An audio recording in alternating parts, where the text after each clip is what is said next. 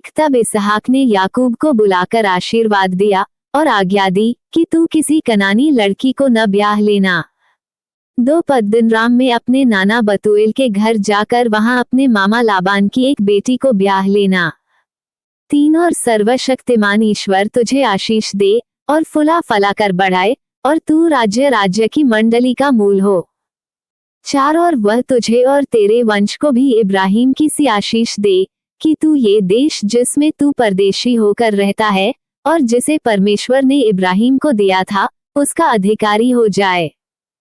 5 और इसहाक ने याकूब को विदा किया और वह पद्दनराम को अरामी बतूएल के उस पुत्र लाबान के पास चला जो याकूब और एसाव की माता रिबका का भाई था।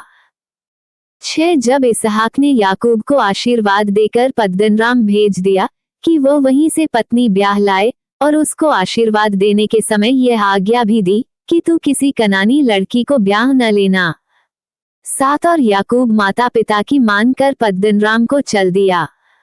8 तब एसाव ये सब देख के और यह भी सोचकर कि कनानी लड़कियां मेरे पिता इसहाक को बुरी लगती हैं, 9 इब्राहिम के पुत्र इश्माइल के पास गया और इश्माइल की बेटी महलत को, जो नबायोत की बहन थी, ब्याह कर अपनी पत्नियों में मिला लिया। 10 सो याकूब बेरशेबा से निकलकर हारान की ओर चला।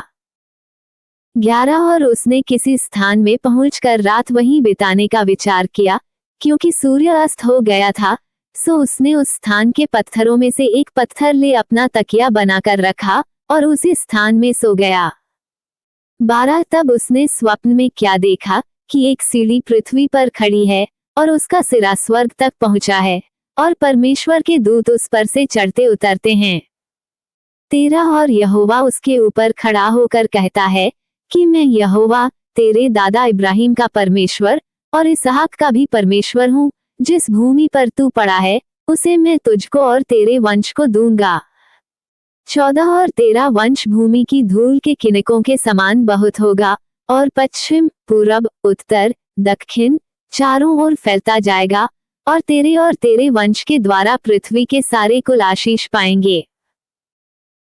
15 और सुन, मैं तेरे संग रहूंगा और जहां कहीं तू जाए वहां तेरी रक्षा करूंगा और तुझे इस देश में लौटा ले आऊंगा। मैं अपने कहे हुए को जब तक पूरा न कर लूं तब तक तुझको न छोड़ूंगा। 16 तब याकूब जाग उठा और कहने लगा, निश्चय इस स्थान में यहोवा है और मैं इस बात को न जानता था। 17 और भय खाकर उसने कहा, ये स्थान क्या ही भयानक है, ये तो परमेश्वर के भवन को छोड़ और कुछ नहीं हो सकता, वरन ये स्वर्ग का फाटक ही होगा।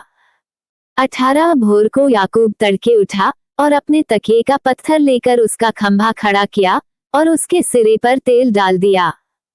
19 और उसने उस स्थान का नाम बेतल रखा, पर उस नगर का नाम पहले लूज था।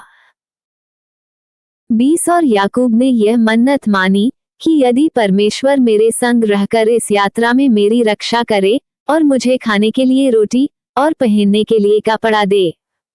21 और मैं अपने पिता के घर में कुशल क्षेम से लौटाऊं तो यहोवा मेरा परमेश्वर ठहरेगा।